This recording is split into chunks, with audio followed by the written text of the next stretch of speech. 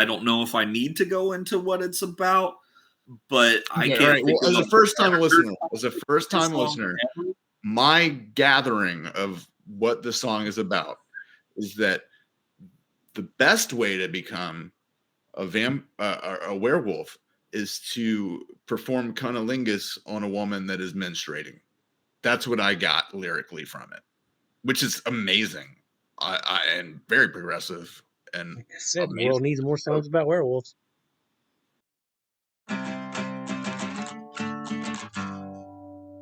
Greetings and welcome to Old Drunken Discography.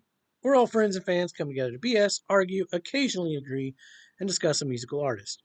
Some upcoming artists we are covering are The Creep Show, The Dead Kennedys, and Tool. Next week will be our 100th episode redoing Nirvana. If those interest you, please like and subscribe. It really helps the channel out. Today's artist, though, is Typo Negative. We will be ranking the 7 studio albums. Speaking of blood types, the Night Flyer from Stephen King's Nightmares and Dreamscapes loves blood.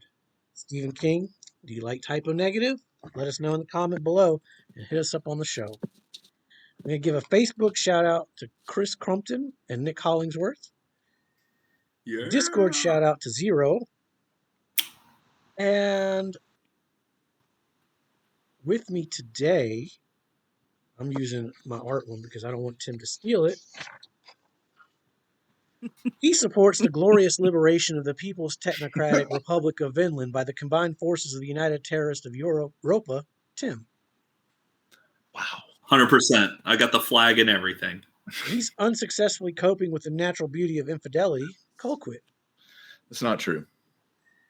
And she understands the misinterpretation of silence and its disastrous consequences, Kat.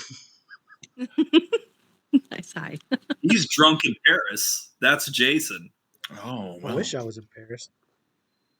Well, there's always Paris, Texas. That's true. Not too far, I don't think. We're going to do some shameless self-promotion. Katrina, who would you like to shamelessly self-promote? My husband's band, Loudmouth Lisa. Check them out on Spotify. We'll have the links down Links below. below. All right. Nice. Now my notes are all fucking out of whack here. We got to do the R&R before we do the art. Yeah, this is the R&R. Oh, I see what you're saying. Okay. Quick refresh on our format. We'll discuss our relationship with the band, mark our must-hears, proceed with cautions, and trash, and then we'll start with the first album. If the album is in your top 3, you just say in my top 3 and wait to place it at the end. With that, let's get to our color coding, and then we'll get into how we got into the artist and see if the color coding matches how long we've been listening to this band. Tim, why don't you start us off since this was your pick? Yeah, this is my pick, and I see no reason for everything here to not be green.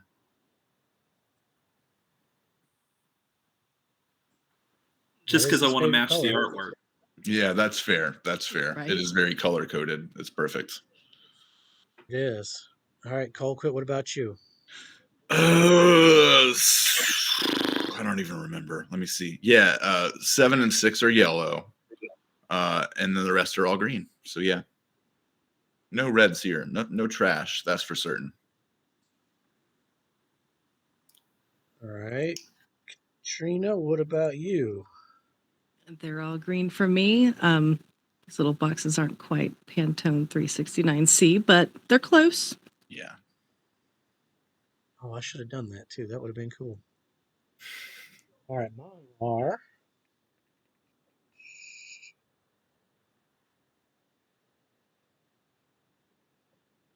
Come on, guys. This is a production, man. Come on.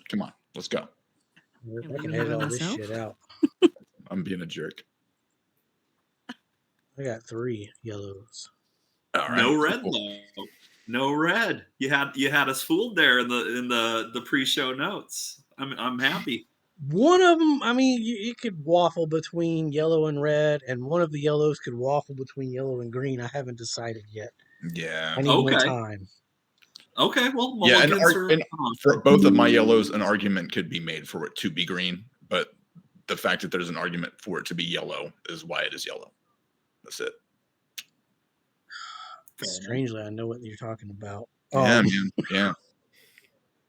So yeah, I need more time with this band because my relationship with this band is this video here in the past week of listening to these albums.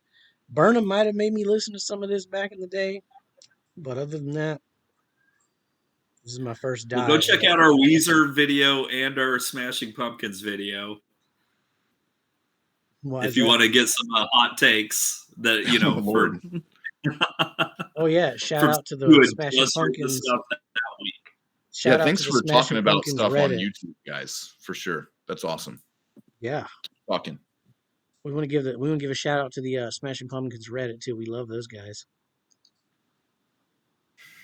All right, so yeah, that's my relationship. This is my first time listening to this band. I could use probably another year or so of listening to these albums. This is where I'm at today. So, Tim, what about you? Yeah, this was my pick, as you mentioned earlier. I've been a fan since it would have been 93 or 94. I remember FX had a music show that was late at night. And I remember seeing an interview with Peter and Kenny, and it cracked me up. I thought it was hilarious. So it was still in the time of those, get 8 CDs for a penny deals. And so Bloody Kisses came my way. And as soon as I heard it, I fell in love. I was lucky enough to see them live 3 times. The first time would have been right after that, too, in 96, right before October Rust came out. And from October Rust on, I'm a first day buyer. I did kind of fall out a little bit once Peter passed. I found it pretty difficult to listen to these for a couple of years. But then I had some own personal things happen in my life where it made a whole lot of sense for me to go back to Typo Negative. And I did, and I got a whole new appreciation for it in my, my post-teenage years. And they're still a band I listen to weekly. Like, I love this band. All right, what about you, Kat? Bloody Kisses was my first time in my ears, and I fell in love. It changed how I listened to music. I'm sure being a little goth girl, he was probably talking to me. It was directed at me. Tim, you and I listened to him together quite a bit. Yeah. After Bloody Kisses, and as somebody who hates life and people and has a really bad self image and likes to joke about it a lot, I thought they were talking to me. Well, they were. I mean, they were talking to all of us. At that time in my life, I didn't know which way was up either. I think you and I dove into The Origin of Feces and Slow, Deep, and Hard after Bloody Kisses came out. We kind of went backwards to check those out. Yep. Oh, yeah. And like you said, listening to them at different points in my life, they've meant something different to me. Wolf Moon, that particular song, is great when you're doing yoga. It's just kind of an even, yeah. Other than that, it's good for yoga. All right. Yeah, I wish I would have heard them out of order and went back to the first 2, but we'll get into that. So, we will get into that because it goes back even further. The carnivore. I saw something about a carnivore. Yeah. Carnivore. Yeah, I noticed a lot of New York hardcore isms on the early works. Well, and we'll get Peter Steele actually contributed lyrics to Agnostic Front album. Mm-hmm. Yeah, none of that surprises me actually. Yeah. I guess my experience with the band was that, much like Jason, this is the first time I've actually listened to any of the records from start to finish. I was aware of them because was it Black Number One and Christian Woman were played on MTV a lot, and I was raised by MTV for the most part, so I definitely was aware of them. And I was also a little mall goth punk kid in the 90s, so I played live action vampire, so I'm sure a lot of these records were just played around me a lot, and I just didn't recognize it. Like, what is it? I Hate Everyone, I think. Is that a song? We Hate everyone. Yeah. Probably. That I definitely remembered that one because that was played a lot at many parties, goth parties for sure. It was awesome. All right. Well, with that, we're gonna go to the first album, Slow, Deep, and Hard. Is this anybody's top 3? Who is not talking? Let's No. put it that way. No, It's not my top 3 if Not that's what my you're top. aiming at. not Oh, wow. mine All right, cool. either. We can all talk about it then. Yeah, this is a first. Yeah. Okay. Yeah, start us off. I like the Who's song starting? titles on this one better than the song titles on the other release that features many of these songs, but with shorter song titles.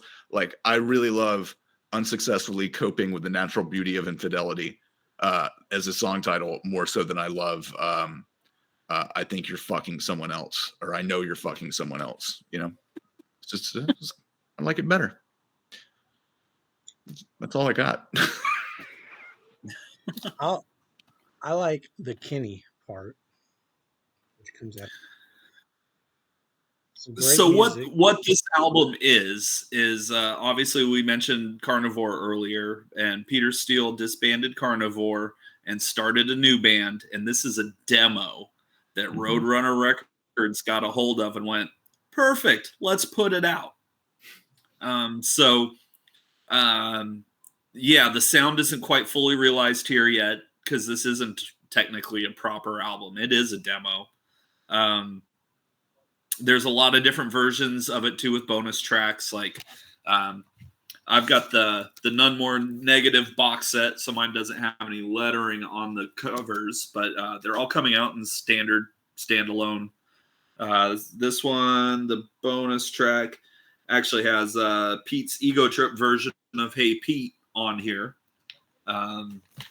And yeah, then I on can't Spotify remember. they've got like an extended version of it with all those tracks on it too. Yeah. Oh, okay. Oh, Yeah. The physical releases have different ones. But yeah, this is basically just a demo that got them signed to Roadrunner Records. And they do a tour of Europe that informs the next album. But other than that, this is good. I like it.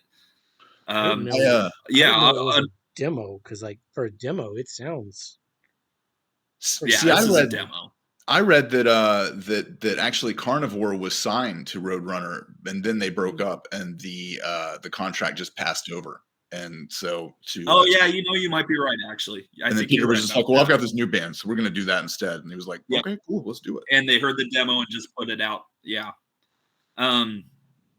But yeah, going through the songs specifically, I think Unsuccessfully Coping is, that's a classic song. All 13 minutes of it. It's great.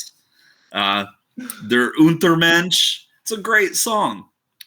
Zero Tolerance got great sections in there. A lot of good sections on this album. There's some sections that are a little rough here and there, like even going back to Der Untermensch. I love Waste of Life, but Socioparasite's not as strong. When you get down to Prelude to Agony, The Truth and Pain, like it starts and stops great, and then like there's the whole weird jackhammer rape section that is cool, but it's a little odd. And then Gravity is or the gravitational constant, whatever you want to call it. It's Gravity, and that song is also top tier Typo Negative, just a classic. It's a great album. I like this album a lot. I love that they give you the joke immediately with the misinterpretation of silence and its disastrous consequences. One of my favorite bands, Curl Up and Die, also has a song very much like that song called Utah, the Whoopee Cushion of America. And it's perfect too. You know, it's just a really good song. Well, on this vinyl version, you got the dance mix. And then I was looking on this guy that I didn't have you guys listen to, but on the least worst of, this one starts the album with that song because it's a classic. Like, you know, the joke is that's their best song, right? Well, that's starting the albums with a joke song is kind of a thing they do, it seems like, for the most part. Yeah. So this one they start with Misinterpretation of Silence, Wombs and Tombs mix. Is there just like a little of air blowing or something? Like no, it's the same track. Instead of 7 minutes, though, it's only like 1 minute. Okay, cool. It's the same track. That's what my notes say. Like, basically, like if they would have separated out some of these parts, I think it would have been better. Yeah. Zero Tolerance was another one that had like a lot of really good parts in it. The organ part, at one part it gets a little punk rock. Did not care for Prelude. It was long as shit. Not my things. What my notes say. But yeah, that's. I Know You're Fucking Someone Else got stuck in my head for the past 4 days. It is their best song. I don't know. It's up there. It's a good one. It's up there for sure. Yeah, the only other thing I would have to say about this album is it is the most hardcore of the discography. This one is closest to the 80s and that whole New York hardcore scene, and you can hear it. Yeah. I agree, but I also disagree simultaneously somehow. So, but we'll get there. Well, and that's also part of the joke. Like, what's hardcore about starting your album off with a 13-minute song? Oh, dude, no. I mean, agreed. Nothing. These guys give zero fucks. They give zero fucks about your time or anything. They're just gonna do what they want to do, and it's beautiful. And I very much respect it, for sure. Yeah, I can respect something and still not like it. Yeah, no, for sure. Yeah, agreed. 100% agreed. We'll get to that later. What about you, Kat? What's your feelings on Slow, Deep, and Hard? I can definitely tell that it is carnivore continued. And I love that. You can definitely tell where they're from. I mean, because you can just imagine they played with, the Cro-Mags and Sick of It All. And who's the other one? Why can't I think? We just talked about them. Agnostic Front. Biscuits, there's Madball. Madball. Yeah. For sure, and Madball. It would have been nice to have seen a festival of just New York hardcore. But anyway, this is definitely not my top 3. But it's still not Yellow. That's fair. Yeah, it's only wait. Oh. Are we doing the ranking now, I guess? Oh, you got more I didn't mean to. No, not really. I mean, other than why it's where it's ranked, I guess. But who wants to go first? Oh, I know where I'm putting it. All right. Oh, I do too.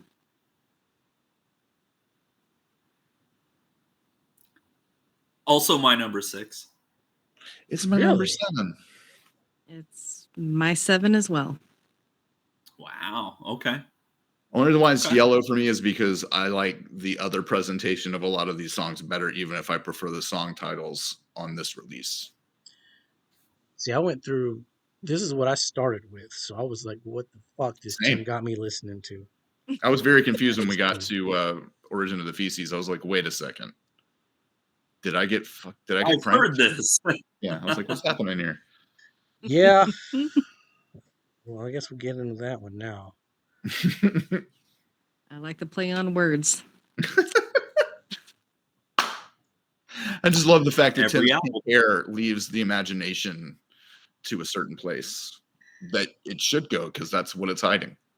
We'll get into the artwork. We'll next get into video. it, all right. Yes, we yeah. will. I'm excited about the The artwork. artwork's going to be a fun one. Not live at Brighton Beach too. I love that little parentheses Yeah. on the title. It's beautiful. Yeah. Well, it's not my top 3. Is it anybody's It's not top in my 3? top 3. It's in my top 3. Nice. Yes. I love that. It is not in my top 3. Okay. It flip-flopped and it did fall out. So, but it's my number 4. Oh, Well, okay. that's Wow. close then. Yeah. What is it in mine? I mean, it's green for me for sure. It's my number 5. Number 5, yeah.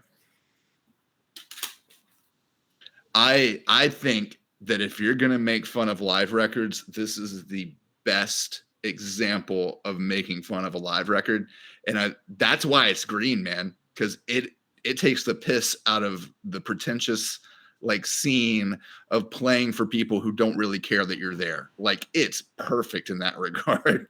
Like I felt a little bit triggered at points during this.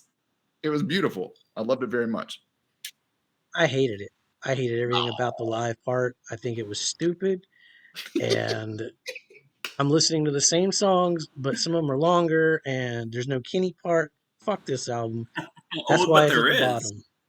I love that they man. say like halfway through the album, all right, this is our last song. You guys can stop, being dicks or whatever. And then like they continue to play 3 more songs. And I'm just masterclass. And what they all go to Kenny's house at some point on this album. Yeah, there's like a bomb threat. Like there's all kinds of crazy things happening. Yeah. Yeah. It's just not a good, to me, it was not a good listen. I'd rather listen to Slow, Deep, and Hard than this one again. That's fair. That's fair. So the story behind this, of course, is Slow, Deep, and Hard actually did fairly well for Roadrunner. So they threw some money at Typo Negative for a second album. And instead of actually making a second album, they took that money and redid the demo that was their first album, but had done a tour of Europe that was pretty notoriously plagued with problems. Is this a tour? Because I read that he said the Beatles, the John Lennon quote, only changed it to say we're bigger than Hitler. That, got in trouble for that. Maybe that was later. Yeah, that sounds like I do know that Der Untermensch attracted a crowd to their shows during that first European tour. Yeah. That's one of the better songs on that album. I love the energy of that song. Sure, yeah. But the title alone, if you're wackadoo enough to believe that there are people lesser than you, all you got to do is see the word and go like, oh yeah, I'm in, and clearly not getting the joke. Well, to be fair, back in the 90s, this was before the internet, and a lot of people in America probably didn't know that Germans don't like that, and it's just a language. Well, and so my first copy was the CD copy, which I don't know if you can see this, but do not take internally, factory sealed for your protection. Can't go wrong. And so I didn't know it was a fake live album because nowhere on here does it say it's fake.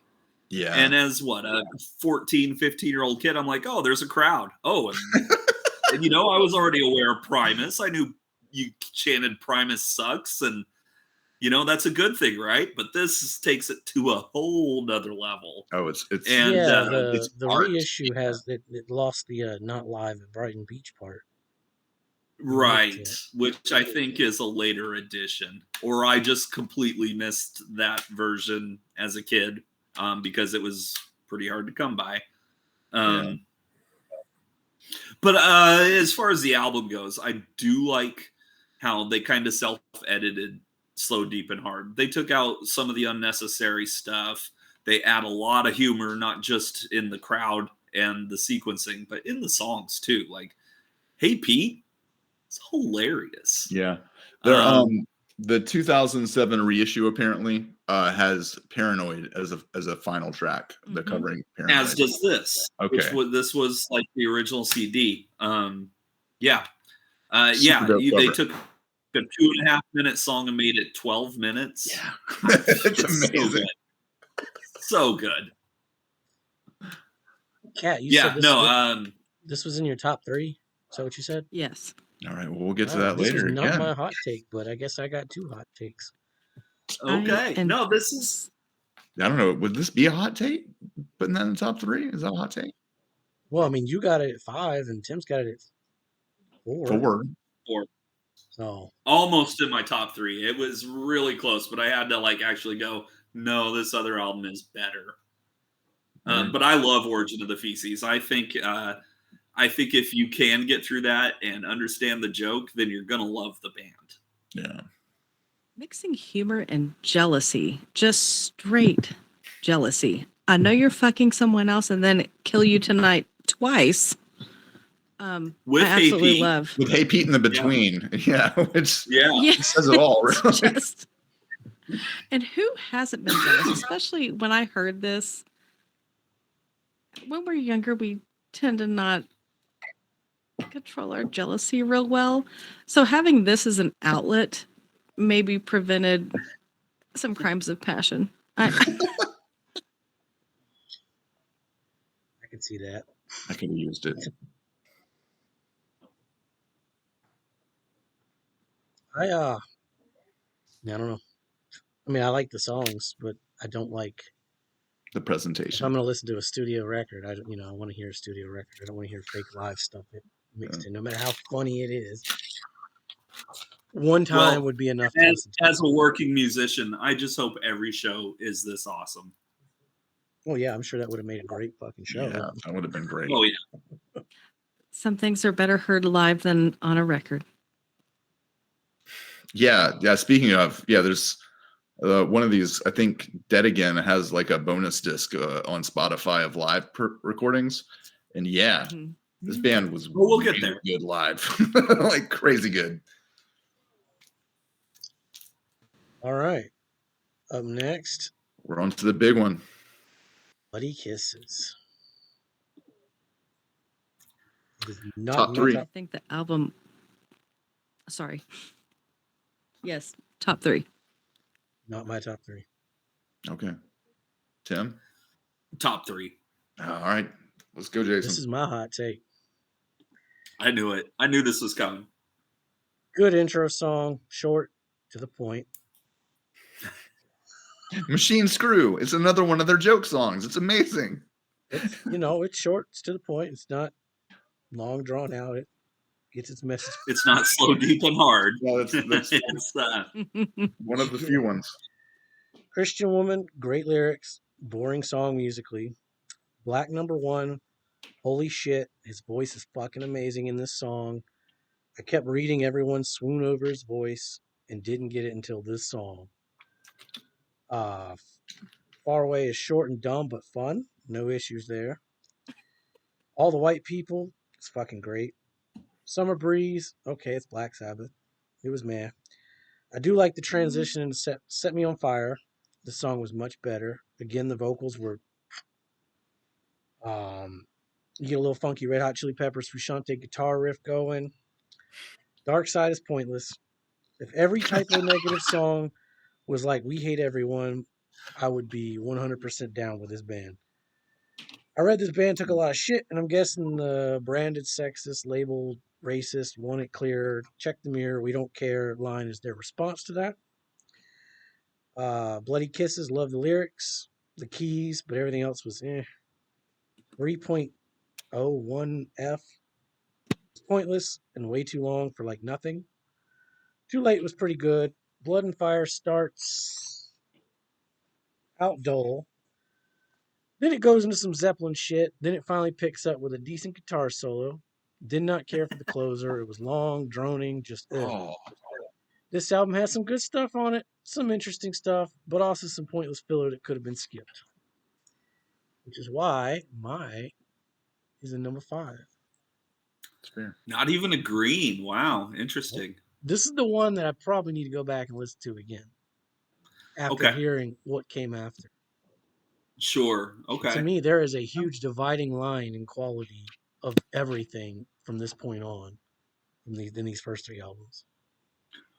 Yeah, Well, I would that's say an this is the interesting beginning. point because that's where they became like a real band and like became publicly known, I guess, because it was Bloody Kisses that really catapulted them. Yeah, I heard that's the one that like they went gold and It sold was the really first well. platinum album in Roadrunner history. Yeah, so I just Yeah. Yeah, I remember somebody from high school wearing the shirt, and it might have been Katrina. Tim, you had the shirt. Oh yeah. Somebody had I the wore it. October Rush I- shirt too. Verna I might have remember too. seeing I it in think he high had a school. typo shirt. Yeah. I had this one, and I had an October Rest shirt too. Yeah. Okay. Cool. Like there's Y'all were hints, influential. there's hints of like what's to come on this one, but to me overall, there was just too much like ugh on it for me. Okay. So That's fair. I guess Colquitt, you next, didn't have this in your top 3 either, right? Oh, I do have it in my top 3. Sir. Oh, okay. Never mind. Yeah, Never mind. yeah. Okay. So yeah, Jason, it's a hot take. I figured it was. I knew like reading the story. This Well, was I might have another hot take, so we'll see. this was That's their right. Siamese dream. No. I would say another album is that. This was their Gish, if anything, if we're going with Pumpkins territory. I don't know. This I is think only I broke think that album comparison did better to than Gish, didn't it? the mainstream in a way. This one is also in my top 3, so I definitely can't talk about it. This one's in my top 3. Same. Next. Yeah, beautiful. Wait, is it in Katrina's top 3? It is. Yeah. All right. Top 3. Oh, really? Okay. It's not my top Interesting. 3. It's in my top 3. Am I the only one it's not? Okay. No, mine's almost number 4. Okay, see, same here. It's my number 4. It's not my top 3, but it's my number 4. I like it a lot. It's just so goddamn depressing and hard and real, and it like I can see the humor, but the humor itself, like after like a song White Slavery, that it's obviously about cocaine addiction, and then followed by Sinus, like I see the humor, but it's not funny. It makes me sad and it made me laugh. It's just such a hard record. Like it's yeah, it's worth listening to, because if you're ever going through a bad time, this will make you maybe feel better about your bad time. Even like it's got that kind of reverse psychology going about it. But whoo, I listened to this and I felt bad for about an hour afterwards. Like Maybe it was by the time I got to this one, I was in a bad mood. I was feeling sad. It just spoke to me. It's drugs and psychological crisis. Yeah. And then you have Pyretta Blaze, which, what a sweet way to describe a woman. I mean, that is just sweet. Yeah. Go on. I absolutely adore that song. Once you get, it's, track number 11. So you got to, wade through all the things to get there. Yeah. And All Hallows Eve is an excellent closer after that too. I don't count Day Tripper as it's a nice secret bonus thing, but I don't like. Yeah. But it's listed. It's not actually like secret. No, I know it's listed. I'm just. As my biggest complaint of every typo record is that the songs are just too damn long. That grates on me. I'm an old punk rock girl. I like a 2-minute and 14-second song. That's enough. We don't need to drone on and on and on. That's just ridiculous. My experience with this was better because I do have a 25-30 minute drive to work every morning and back, so I got to listen to 2 songs per record each trip, and it timed out really perfectly actually. So I actually got to pay attention a little bit to everything. So the long songs didn't bother me, but if I were going back to listen to some of the stuff, I would definitely be choosy about which ones I'd go back to due to the length, for sure. That's like the entire Misfits catalog. Right, and one half a record is the entire Misfits catalog, for goodness sakes. I have a 20-minute drive from the stables to my house every day, so I did a lot of my listening to these records on the way home. Or again, I listen to these quite often, but I kind of pick songs from each record and play them because there's some that like I the could. playlist for this is gonna be wild. Yes. Oh yeah. Subscribe, watch, and see the top song list. It's gonna be good. Oh yeah. Oh yeah. And some surprises, I bet. Yeah. Oh, for sure. Yeah, because I'm definitely picking songs that I probably weren't hits or anything. I don't know. We'll find out. It's gonna be fun. Where did you have it, Colquitt? Oh, at 4. At 4. That is insane. You still have a yellow. Well, I think you and me are going to disagree a lot about this one, probably, Jason. The one coming up next, probably. Life is Killing Me. Yeah. My top 3. Yeah, it's not my top Really? 3. Mine either. Bottom 3. Nor mine. Okay. Like, it's not a bad record. It just doesn't. I think A Dish Best Served Coldly is probably one of their best songs ever made. I Don't Want to Be Me is amazing too. Anesthesia's dope as hell. Dream is Dead's good too, man. But a lot of this sounds like a pop punk record in a way. There's a lot of pop punk beats going on. It definitely sounds like it came out in 2003 and was very influenced by the sounds of 2003 to me. It's not saying it's bad, but it's not my favorite, and I would probably pass it if you wanted to. It's, if you're looking for the sound of Typo Negative, this is not the record for you, maybe, is what I'm thinking. But that's just me. Yeah, I think you're onto something, because I think that this is the sound of Typo Negative. It kind of takes everything that came before it and puts it in a nice little blender. And especially coming after World Coming Down, which was so depressing. Yeah. You're trying to add a little bit change more is appreciated after that, chronologically, for sure. Yeah, and they're trying to bring it back to more of a Bloody Kisses kind of feeling, where there's some humor and some really great songs. I just I don't know if they pulled it off, because this is obviously like we're at the height of Pete's problems. Yeah. In life. big ups for Angry Inch and covering a song from that movie, which I was very, very fond of as a youngster. But yeah, I don't know. Yeah, Angry Inch and I Like Goyles are both pretty funny and great songs. I think I Don't Want to Be Me is a great single. And I think, Life is Killing Me, the title song. And I think Anesthesia. And I think The Dream is Dead. I think those are all top tier Typo Negative songs. Yeah. So, it's free. And if you want to listen to Typo Negative, and this is your intro, great. Yeah, it's a good intro course for sure. Yeah. Yeah. But like, how could she is the longest song on the record, right? And it is the most meaningless song on the record to me. Like, there's just parts of it that just don't connect. Like I do I Like Goyles because it's making. I'm assuming it's making fun of the Brooklyn accent and saying I like girls. It just comes out as I like Goyles. Well, that's part of it. Yeah. Isn't it kind of touching on the Playgirl spread and how a lot of men were attracted to that? Yeah, I wanted to bring that up. That was lovely. The only band we'll probably actually review that has had a lead singer in a Playgirl spread, for sure. Well, if we ever he was 2 pages. He's a big man. Well, it would be funny if he wasn't. He's 6'7", right? Yeah, I think he was. And he didn't realize that the readership for that magazine was mostly men. And this is definitely a response to that. But yeah, like the Brooklyn accent is everywhere, It's the Benson Hoist lesbian choir that does all the background vocals on these albums, which is just them. Yeah.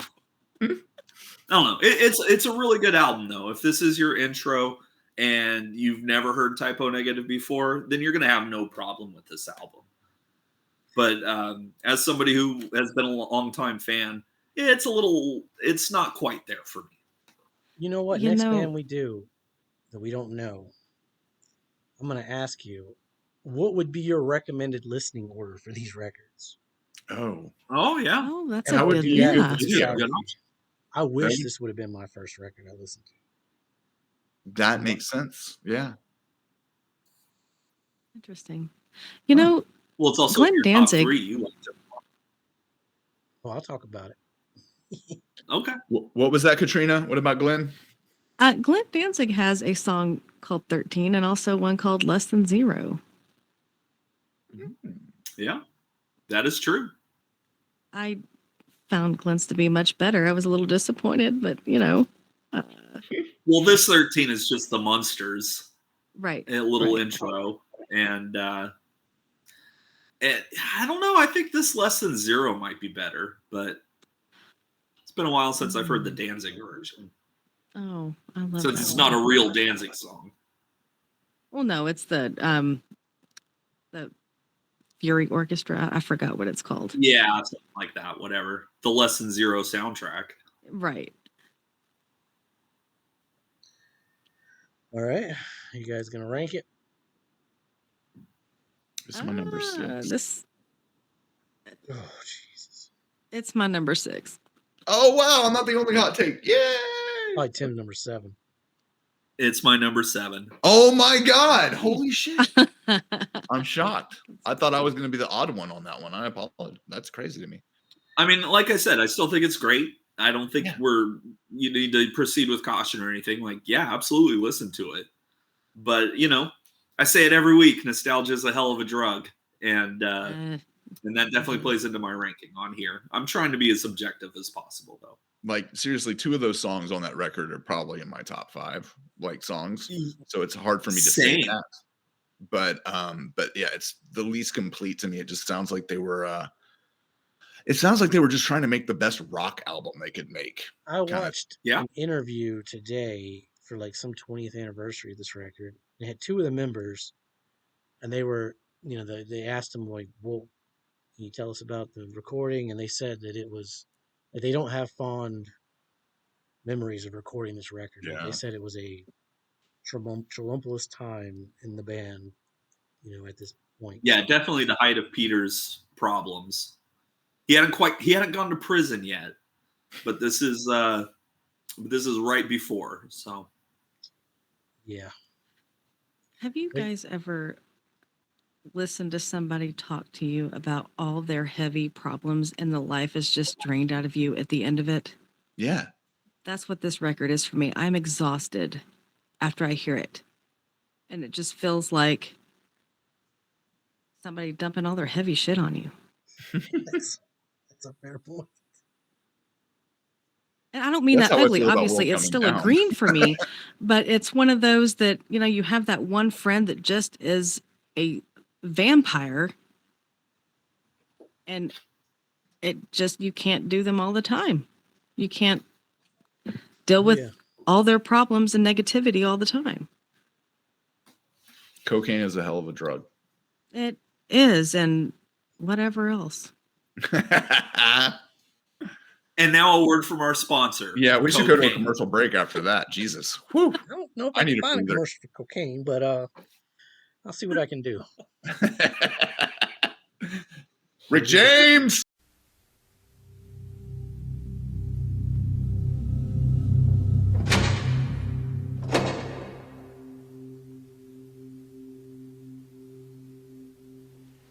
This is crack, rock cocaine. It isn't glamorous or cool or kid stuff. It's the most addictive kind of cocaine, and it can kill you. What's really bad is nobody knows how much it takes. So every time you use it, you risk dying. It isn't worth it. Look, everybody wants to be cool, but doing it with crack isn't just wrong. It could be dead wrong.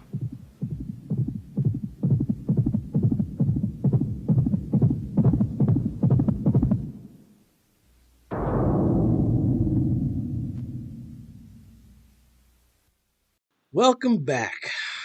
Happy Halloween. Yada, yada, yada. I will say I'm a fan of Pete's color scheme. Like that green and that black, that's like my favorite color combination. So props for that. All right, we're Same. now. Oh, go ahead.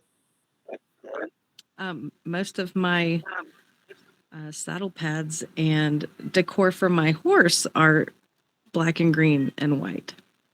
Yeah, it's just a cool color scheme. And it looks good on It's everyone. very ghoulish indeed. Love the Rasputin. Speaking of ghouls, look at Rasputin's ass on this cover, man. Yeah. Once again, we'll get into the art. That is great. Obviously, this is my top 3, so you guys go to town. I can talk about On album art or albums? the music. The music? Yeah, this album is actually in my top 3 of the discography, so you guys go to town. I can talk about It's in my top 5. 5 being the key word. All right, Tim, will you talk about it while I let my dumb dog know? Okay. So, yeah, what ends up being the final album. This is the first one on a new record label. They had just gotten off Roadrunner. This is also the first one to actually have live drums on it since Bloody Kisses. So Didn't a know little that. bit different. October Rust through Life is Killing Me are all programmed. Now, Johnny had a big hand in those. But yeah, they're clearly the Bloody Kisses samples. Yeah, I love this album. I think that it's kind of a return in the way that Life is Killing Me tried to be. I think they finally got it right on this one. And again, as a first day buyer, I even got the little bracelet that came with it, like as the free gift, which is pretty awesome. I did. I was really excited about this album. I thought it was a good return, not only to the hardcore feel of the first album, but also just like the real playfulness of this album. This is also the first album after Peter converted to Christianity, so there is kind of a Christian bent to this one. That's not very Catholic. Very Catholic. It's a very Catholic album, but that's okay. Prophets of Doom, I think, is great. Halloween in Heaven is great. It's very kind of pop punky almost. September Sun, I think, is a really good attempt to capture some of the more epic songs of the past. I think an ode to Locksmiths and Hail and Farewell to Britain are a great way to close the album. The first song, even, Dead Again, the title track, is catchy as all hell. I really like this album a whole lot. And that's why it's kind of in the middle for me. But yeah, and then you were talking earlier how Spotify had a bunch of bonus tracks. This is the original press of the vinyl. It's not green set. Yeah, it's not green. It's the red one, which is the deluxe.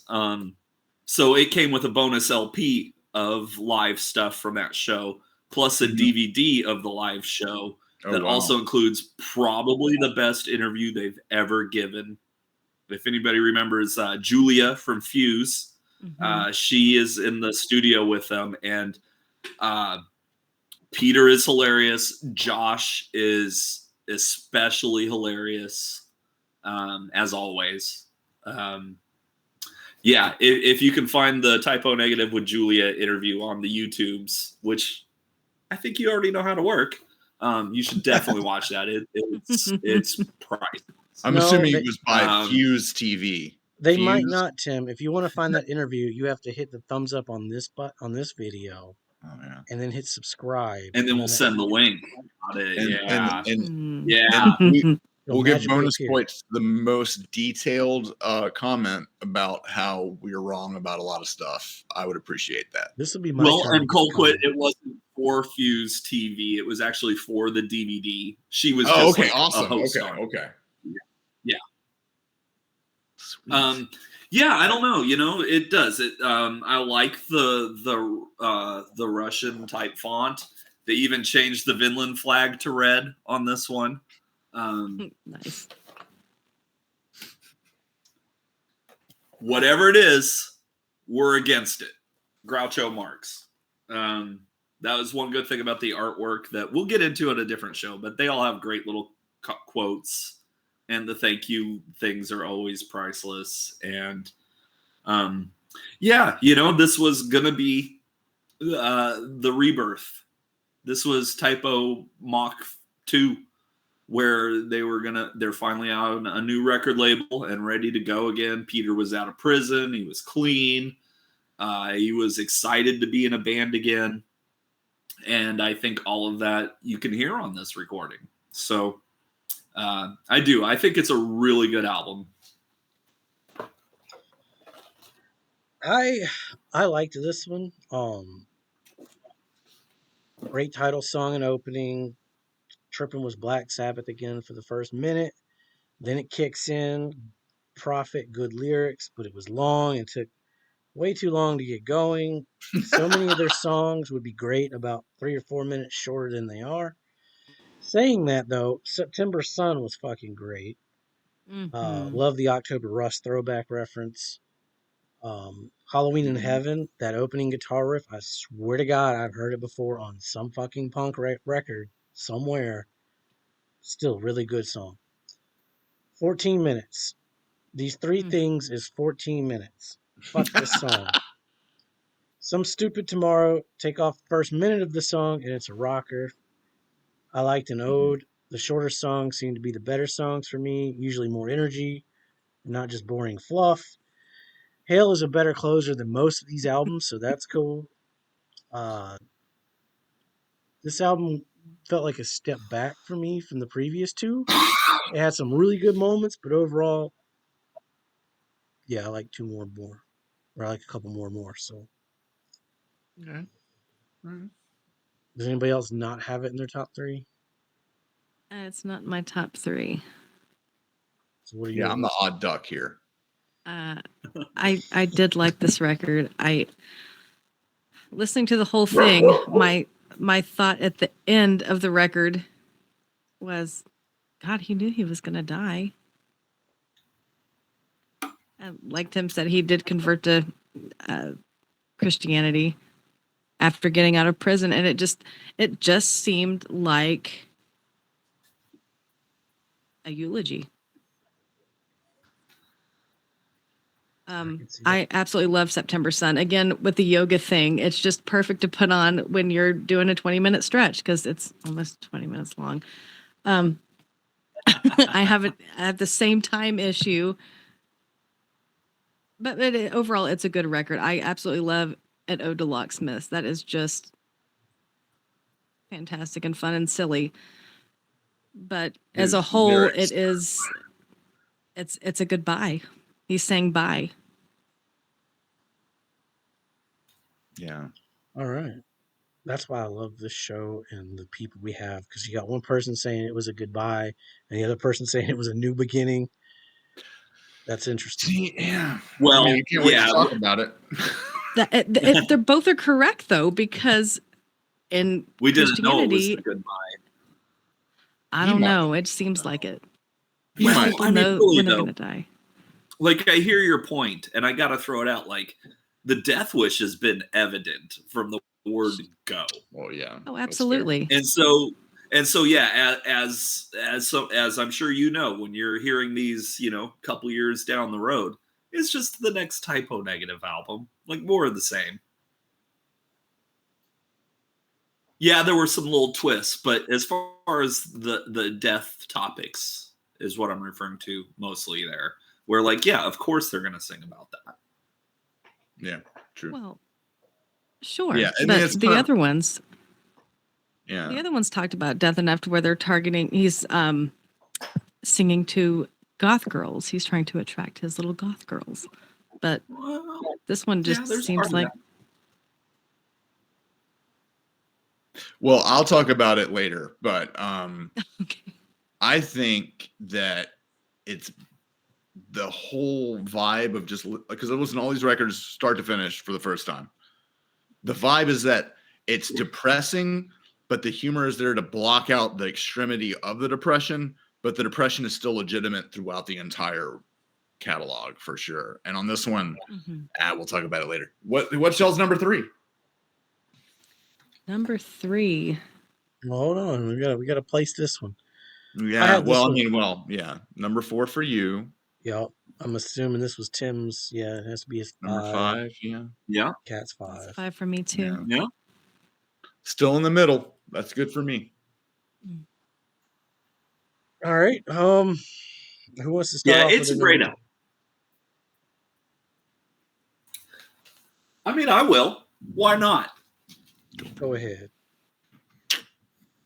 There you go. I'm ready. Yeah, this was the album that broke them. This was the first album I heard.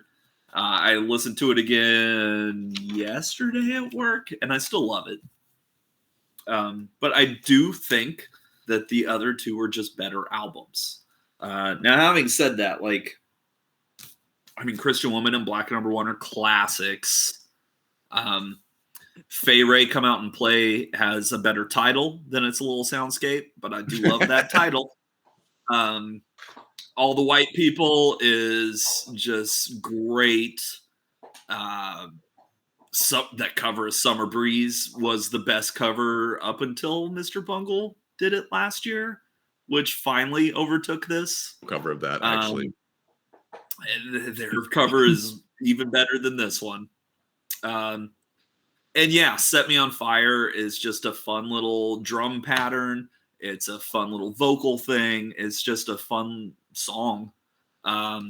We Hate Everyone is, I mean, it's just, that sums it up right there, not only for the band, but for me in my life. Bloody Kisses, it is like a death in the family when you lose a pet. And that's a long, depressing song about your kitty, which, shout out to Sabretooth. We write songs about kitties. Too Late Frozen is awesome. That was always a highlight of the live show because they would actually have like snow fall on them and stuff during it. Nice. Very vivid memories of that and just being in love with it. Blood and Fire is great too. That one's been stuck in my head since I listened to this yesterday.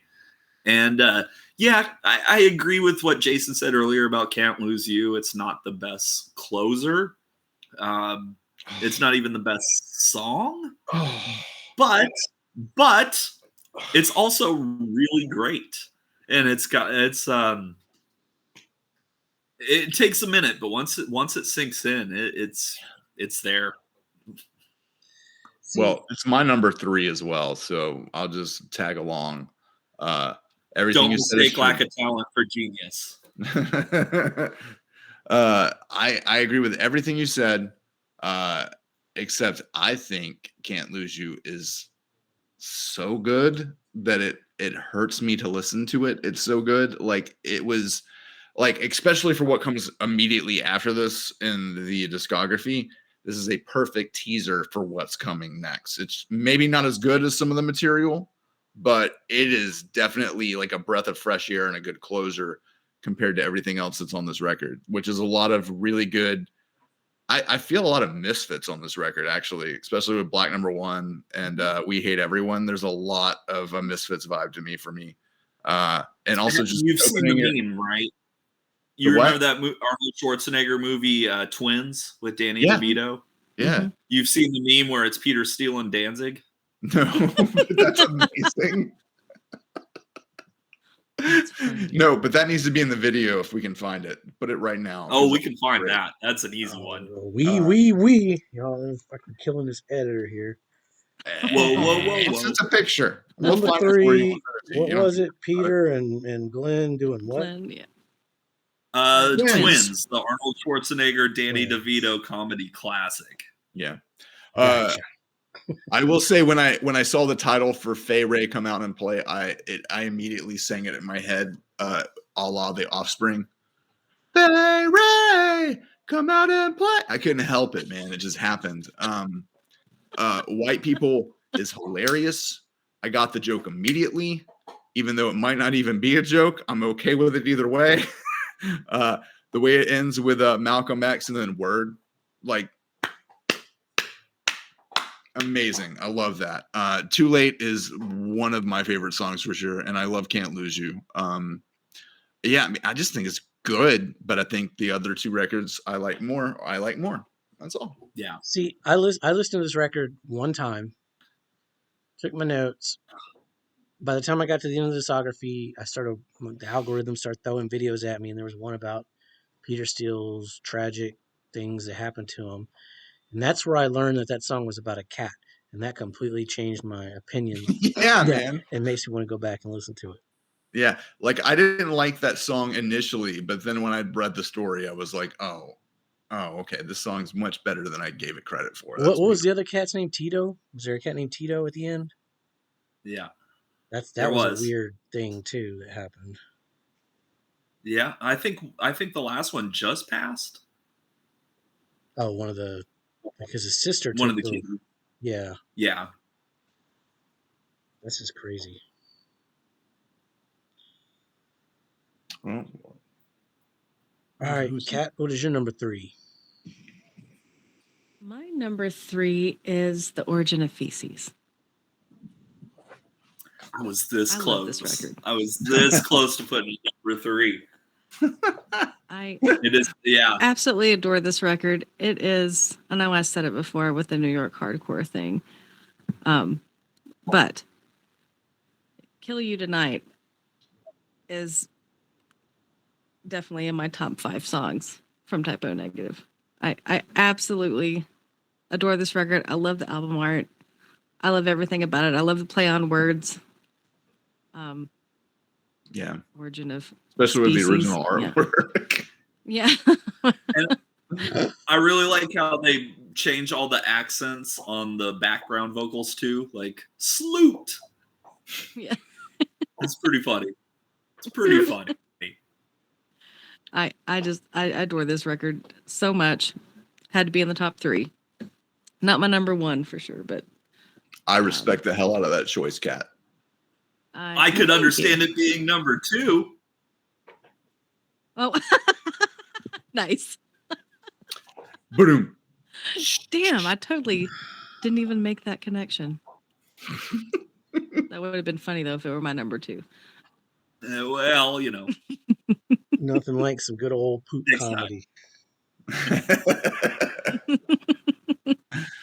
mean, you're just going to put it out there like that. All right. My number 3 is World Coming Down. Okay. Skip It was, again, fucking great.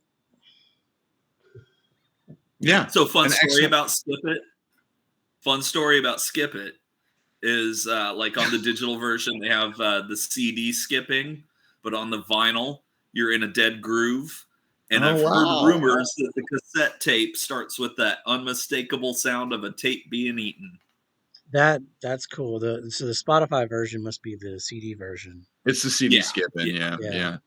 But that makes me think of Gremlins 2, because depending on the media you saw it in, if it was a VHS, it was a VH tape being destroyed, but in the theater, it was the movie film being destroyed. That's brilliant. I love all of that. There's also the Hulk Hogan and the Clint Eastwood differences. Oh, yeah. I love me some Joe Dante. White Slavery, again, sounds like Black Sabbath. Track 3, and we already back to a joke track. Sinus is lame. I mean, I get, but it doesn't make for a good listen. Everyone I Love Is Dead kicks ass. Shit just comes in loud out of nowhere. Who Will? What the hell is that?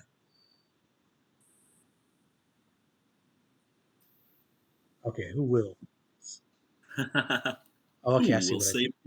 Yeah, Who Will Save the Sane? Creepy Green Light. Pyretta Blaze, All Hallows Eve were all fucking great. Everyone Dies has some great parts, then some long, boring parts. Again, great lyrics though.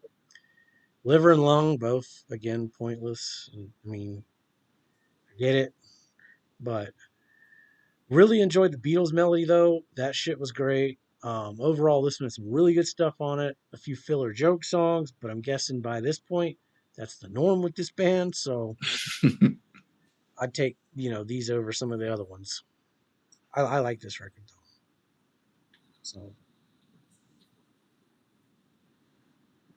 Well, that's a good segue into my number 2. Yay! Yeah, it's up there, man. It's still good. Yeah, it is a hard listen though. I agree. And especially in 99, I remember going to a midnight release of this and buying it at Satori Sound back when they sold records. And back when they existed, they closed down last year. Oh no, really? Face. That's a shame. That's Damn. a real shame. It is a shame. Sorry to break the news, guys. Yeah. My life in 1999 was world coming down, and just emotionally, like in the world, like it was a crazy time for me. And this album, it hit a little too close to home when it came out, so it was hard for me to listen to. But over the years, God, we're almost 25 years deep. It's just so good. Yeah, White Slavery has always been a favorite, like, to the Pepsi generation. Coke is it. Everyone I Love Is Dead is a classic. Everything Dies is a classic. Creepy Green Light is a classic. I love Pyretta Blaze. I love the Beatles medley. And I didn't make these guys listen to it, but there is a Santana medley out there too that is just as good. I'm with you, Coco. There's no way in hell that is just as good. It's just not possible. No. Dude, hearing Peter Steele say Oye Como Va, yeah, it is just as good. Well, if he did the Smooth song, if he would have done that. Oh God, don't. I would have. No, they do Oye Como Va, Black Magic Woman, and at least he picked good songs. Speaking of the world coming down, exactly. Fuck Smooth. Yeah, exactly. And this was what, the same year, right? Yeah, that was 99. Was that stupid fucking song? Yeah. Well, this is what I was listening to. I wasn't listening to Smooth, as much as my mom likes it to this day. It's a really good album. It's a tough listen, but it's one that the more I listen to it, the more I'm rewarded. So I assume that's going to be the same for everybody. Yeah, probably. But that's my assumption, and you know what that means. Had I heard this in 99 when it came out, I would have killed myself probably. Like, wow. Yeah, man, it's so hard, dude. It's so heavy. This is an album that, like, if I cut out Sinus and Liver and like some of the like if it was more fillers, yeah, then I would fucking love it because all the like Creepy Green Light, like really good fucking songs. So Pete went on record saying he had trouble listening to Sinus a lot too because that just hit too close to home for him. The rest of the band have all said that this is one of their favorite albums, that like just musically they're really happy with it. But I saw this tour twice in Atlanta and New Orleans, and I think they played Everyone I Love Is Dead. Like, they were not playing this album. And, make of that what you will. But even Peter had a tough time listening to this album. But that's how good it is. Like, they still put it out. Yeah, I heard that was one of the, like, he didn't want to tour a lot of the times because he didn't want to play a lot of these songs because they were so. Well, he just never wanted to tour. He had a really nice job with the New York City Parks and Recreation Department. Yeah, he was pissed he had to lose his job. I saw that too. Sal left the band after Bloody Kisses, and it was because Peter didn't want to tour. He was not made for this world. And he got exactly what he expected out of the world, I think, unfortunately. But yeah, oh man, this is such a deep album. It's a tough listen to, but yeah, the second half just slays. It's great. All right, Cold Quit, what's your number 2? Dead Again. This is my hot take, I guess, but nothing hot about it. I mean, dude, great album. I hate this was the last thing they did because everything about it sounds like a synthesis. Like you said, it sounds like them with a bright new beginning because it does sound like a synthesis of everything they've done before, but in a way that is hopeful for a better, like I could feel that like they were ready for the next record to be the best record they ever made, kind of thing. And like Prophet of Doom is just literally the most brutal thing I've ever heard by this band. Like it's so good. Ode to Locksmith is amazing.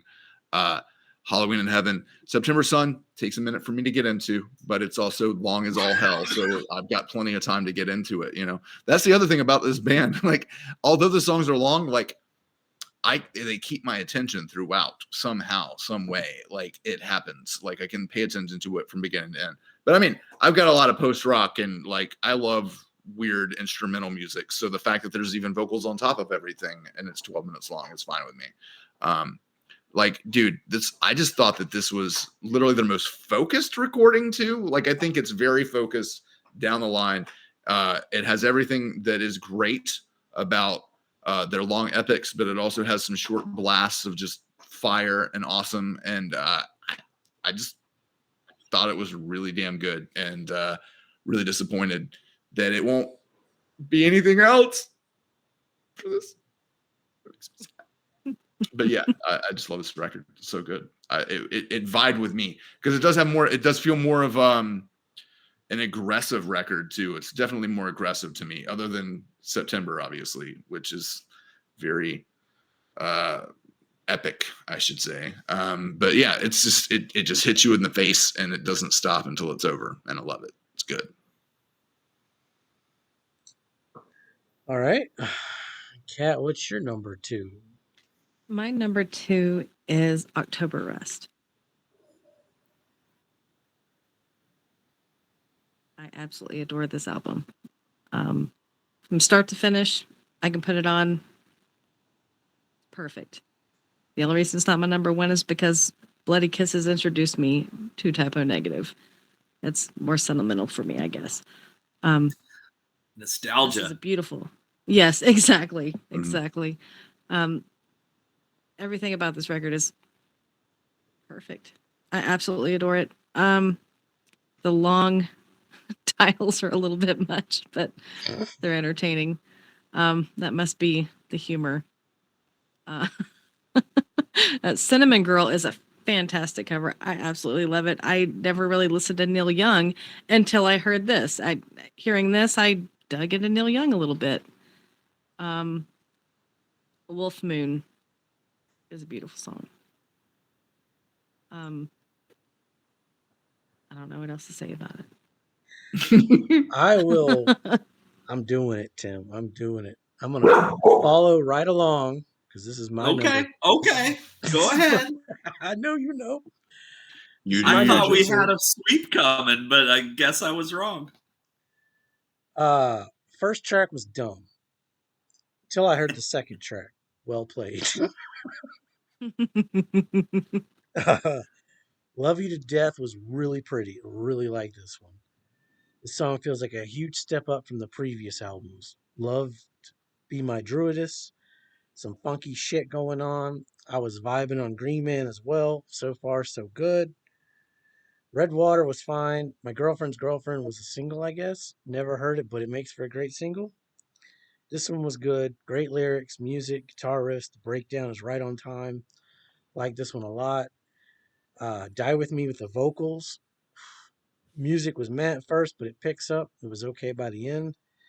No idea what happened with Burnt Flowers. I checked Discord and the song was over. Nothing really stood out. I don't know.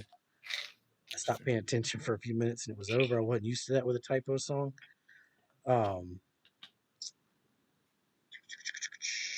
Really interesting Neil Young cover. I dug it. I wanted more of Liberation. Should have been a fuller, like a longer song or a full song. Werewolves are my favorite of the monsters. Need more songs about them. So Wolf Moons gets a thumbs up. Haunted was long and boring musically. Great lyrics though. Love the message at the end. Overall, this album was decent, and I think if you're gonna check out this band, this is a fucking must hear. Like this record was some good shit. No clean sweeps here. Okay, so I know what Cat's got, and what do you got here? You've got. Wow, you went there. Okay. Yeah, I went there. Okay. Well, do you want to lay it on us then, or do you want Colquitt to go? Or Yeah, well, I think me and Tim have the same. So. Oh yeah, we have the same one. Or yeah, you want to lay? You want to go or Cat? Bloody Kisses is my number one. I like the whole thing. This is my introduction to Typo Negative. It changed a lot of things about how and what I listen to music.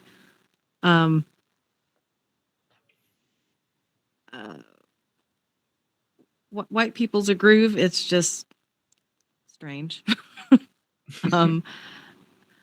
I put this on start to finish as well. It's just one I can put on and clean the house. I put it on in the arena when I'm writing. It's one of my favorites. I maybe listen to it monthly. So you can tell Kat likes to ride more than yoga because her number one was like, I put this on when I'm riding. The rest were like, I put this on when I'm doing yoga. See, and here I thought it was a metaphor for something completely different. So. Oh, well, not on this show. So you guys said Black Number One was the single? Mm-hmm. Yeah, as was Christian Woman. Yep. And they both blew up. Okay, I don't remember any of that. But Black Number One stood out for sure. The video was crazy too. Yeah, that's the one Rolling Stone like puts on their top 500 songs of all time list, and yeah, that's one of my top songs. Yeah. I want to say Black Number One was also on Beavis and Butthead. I think it was one of the videos. They liked it. Yep. Yes. Yep. He was beautiful and terrifying in that video. I mean, attractive and repulsive at the same time. The thing I really liked about the video was, like, obviously it's an electric song, but they're all playing acoustic instruments in the video. And Peter's playing a stand-up bass, but he's doing it like on a strap. Like it's hilarious. And did you notice the weird people in the tree in the video? There's some weird people in the tree. Yeah, I remember those scenes, but I'll have to go back and watch it. Yeah. We need to do some kind of content on like our favorite music videos or something. Oh Lord. We should like sign up for the Patreon people. Yeah. Yeah, we'll be Beavis and Butthead. Oh God, guys, I'm gonna have to go get a charger. I'm at 3%. I'm gonna have to go do something about that. Okay. I'm gonna lose you. Sorry. That's okay. You're good. That's all good. We are back. Technical issues be damned. Oh, I know it. I'm sorry about that, y'all. No, you're good. It's all good. It's all good. There we go. With the magic of editing. They can hear me. It never happened. Thanks, Cocaine. Happened. Yeah, I mean, there have been episodes we've recorded that will never air. So this is not a problem at all. Green Day will never see the light of day. I didn't even think about grabbing a charger. I thought I had plenty. It's okay. Yeah, these things always go longer than you expect. That's for damn sure. Oh, it's all right. Thank you, sweetheart. All right. So, Jason, tell us about your number one. My number one is Life is Killing Me. Wait, are we recording? Yes. Okay. Great intro song. I Don't Want to Be Me sounded so familiar. I couldn't place it though. Was that a single? It was. Maybe that's the song Burnham played for me. I don't know, but I knew that one. Um, Less Than Zero is opposite of most of these songs for me. Really like the music, but the lyrics were kind of eh. Like the drumming in Todd Ship's Gods. I didn't learn that until after the fact that was about his father. Mm-hmm. So that was kind of cool. Again, Pete's vocals are insane on that song. I like Goils. Love the music. Lyrics. I laughed. I was offended. It's kind Not of sure a, how to you know, feel about this one, but it was good. Dish Best Served slows the album down some, but does some really cool left to right to left right shit. Like listen to that motherfucker in A headphones. panning. Yeah, Pan. He does some really cool shit. Um, How Could She? Love the TV references. Any song that mentions Laverne and Shirley gets my vote of approval. And they Yeah, showed how would Mrs. Joe feel about that song? Joe would be all over that one. And they showed Mrs. Howell some love. So a true class act band. Uh, this could have been a Faith No More song, is all it says. I don't know what the fuck that means. This album has more energy than the past albums. Love the title track. We Were Electrocute was great. Gimme That was dumb at first, but got much better. This is my favorite album because I could easily pick my top 5 from this record. I got a lot out of this one in just one listen. And if I was to buy any vinyl, I would start with this one. Like I really enjoyed this record. I didn't realize they went through all that shit in the recording The band didn't seem like they enjoyed recording this one. They were like Peter had shut down, so they were like trying to pull shit out of him. But I think it's a fantastic record.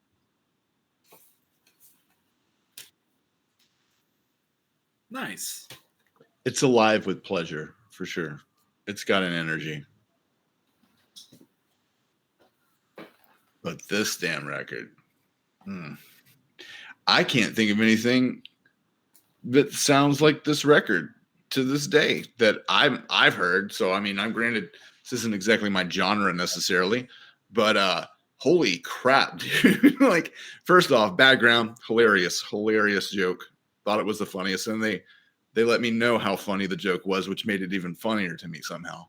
And then Love You to Death started, and I was on the ride, man. It was not what I was expecting to hear at all, and it's lush, it's gorgeous, there's beauty. Like, I heard that I read somewhere that basically Peter wrote this record to get girls. and hey, if I were a girl, he'd get me. This is a great damn record, man. It's so sexy all the way from beginning to end. Like, it's just fire, man. It's like the textures and kind of the shoegaze, kind of gothish. I don't know what's going on. I don't know what to compare this to, honestly. Like, it is really good. I mean, like, I don't know, man. It's just like it just flowed over me. Love You to Death, just so good again. And then Be My Druidess, and then Green Man. That 1-2 punch of 20 minutes of amazing. Just it's fire, man. It's just so good. And then Christmas Morning I would listen to that on Christmas. Like it's it's got it, man. It's just so much going on. I don't know, Tim. What do you got to say? Wait. Yeah. Before you start, I just want to say I edited some of my notes at one point because one of my notes was like about like something about his voice would make girls cream their pants and guys, and I'm like, yeah, there was one song that I was like, okay, yep. So I feel you, Pope. Yeah. Yeah, I'm not a girl. It got me. Yeah, it's a sexy record for sure. This is You know, sexy he record. likes Very much. Goils. I like Goils, but you know, we can meet somewhere in the middle. With my girlfriend's girlfriend, right there. You know. Exactly. There you go. So I listened to this one again. Obviously, this was the first one that I bought day of release, and I've loved it ever since. Loved it to death. Listened to it again yesterday, first time in a while, and my least favorite song has been stuck in my head for the last 24 hours. There you go. Like, it's so good. Yeah, Love You to Death. It was a single. It is top tier. Typo Negative. It will be on the list. It has to. Love Be My Druidess. It takes you places that you might not necessarily want to go, but you go there and you enjoy it. Green Man is a classic. Yeah, Red Water. I can't think of a better song about getting drunk on Christmas. My Girlfriend's Girlfriend was the first single. The first time I saw him live was in '96. It was the Sepultura Typo Negative Aussie tour. And this album was not out yet, but they played My Girlfriend's Girlfriend. So that was the first time I heard that song. Die With Me has been stuck in my head for the last 24 hours. I love Burnt Flowers Fallen. I mentioned it on the Nirvana video. I will mention it when we get to the Ramones. If you could give me a song that tells me every emotion I need to feel in 20 words or less, yeah, that's pretty good. In Praise of Bacchus is a classic. Cinnamon Girl, probably my least favorite song on here, but it's so good. And I do like how they throw in the chant from the glorious liberation of the People's Technocratic Republic of Finland by the controlled forces of the United Territories of Europa, which is, is the national anthem for Finland. Welcome to Finland, everybody. Wolf Moon is classic. And yeah, I don't know if I need to go into what it's about, but I can't. Right. Well, as a first-time listener, my gathering of what the song is about is that the best way to become a werewolf is to perform cunnilingus on a woman that is menstruating. That's what I got lyrically from it, which is amazing. I and very progressive. And like I said, the world needs more songs about werewolves. Haunted was on a couple soundtracks for like pretty famous movies. So it's out there. It's a classic as well. I don't know if it's my favorite on here, especially following Wolf Moon. But and then just the way they end this, like, they spent a couple months getting high, and they hope you enjoy it. That's I did, and I'm thankful that they was getting high and made this record. It's really good. But this record kind of transcends even their own discography. This thing is It's special. It's so majestic. Every song is great. The production is top notch. The songwriting is top notch. The sequencing, the lyrics. See, I think somebody said that Bloody Kisses was this band's Siamese Dream. This is their Siamese Dream, dude. This is their most sonically deep and production-wise just special. There's just something special about this record. I'd say it's like Melancholy. Yeah, see, I think Melancholy is more Origin of the Feces, actually.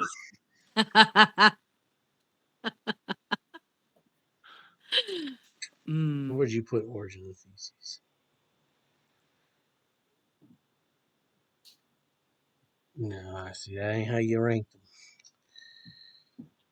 No, just because I feel like, God, let's not do this. This is all right. Melancholy sounds like the band playing live, whereas Origin of the Feces is supposed to be what the band sounds like playing live.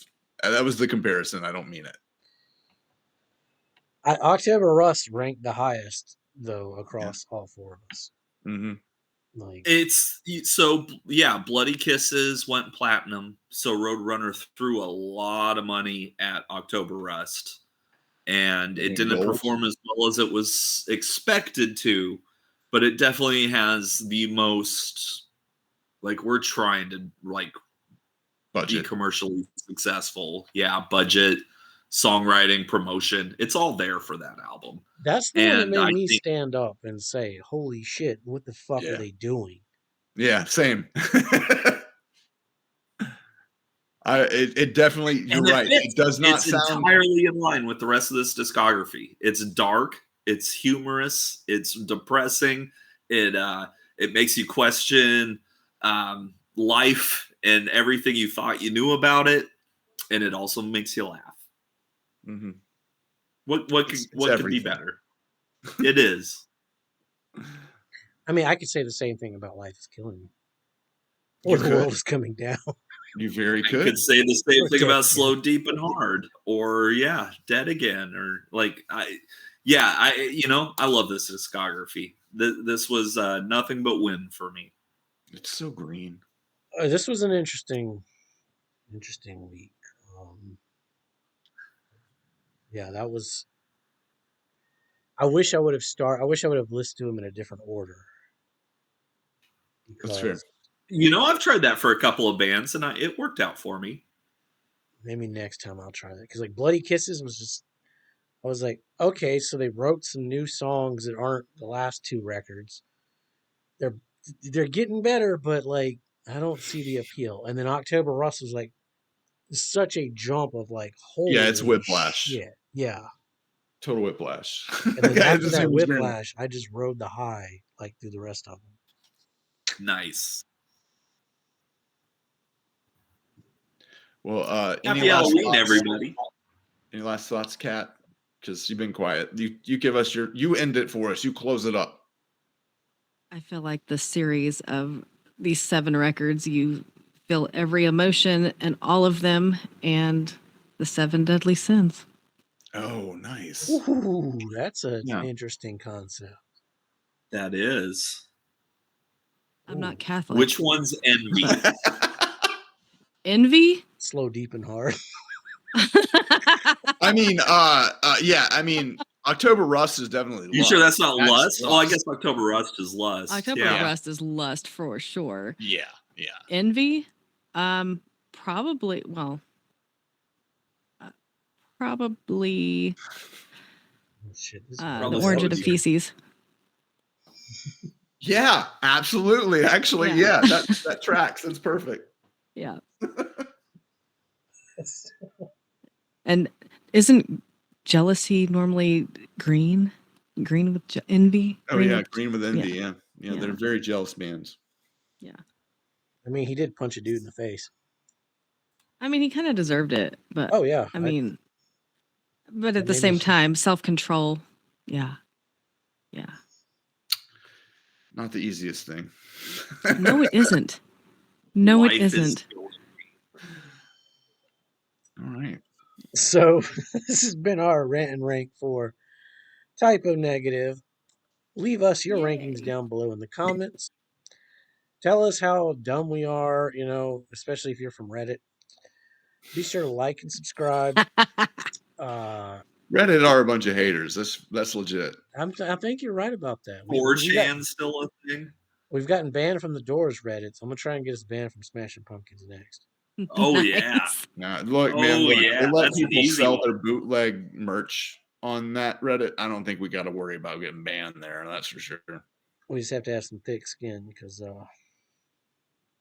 anyway. Whoa, whoa, whoa. And on that There's note, those whoa-wows again. Be sure to like and subscribe so you don't miss our Typo Negative's top songs and the album art, which should be a very fun episode. We really appreciate it. Check out our socials below. And as always, be safe and make good decisions. Happy I'm Halloween. haunted.